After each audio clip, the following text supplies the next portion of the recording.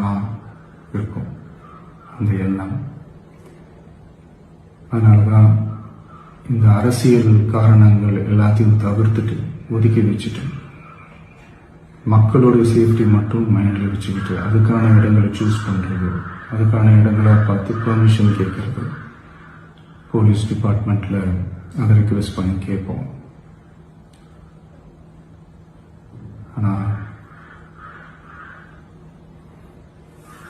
நடக்கக்கூடாதது நடந்துருச்சு.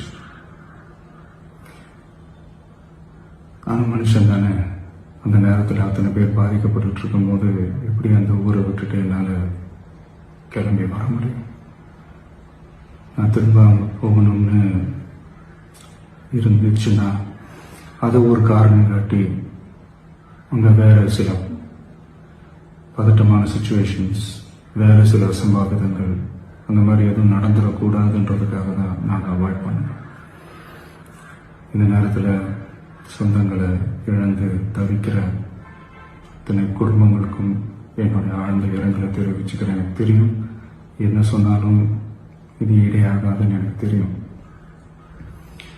ஹாஸ்பிட்டலில் ட்ரீட் பண்ணிட்டு இருக்கிற எல்லாருமே சீக்கிரமாக க்யூர் ஆகி வரணுன்றதை இந்த நேரத்தில் நான் வேண்டிக்கிறேன். கூடிய சீக்கிரமே உங்கள் எல்லாரையும் நான் சந்திக்கிறேன். இந்த நேரத்தில் எங்களுடைய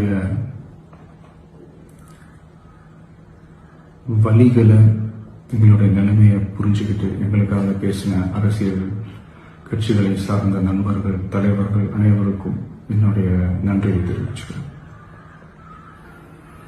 கிட்டத்தட்ட ஒரு 5 மாவட்டத்துக்கு பிரச்சாரத்துக்கு போனோம்.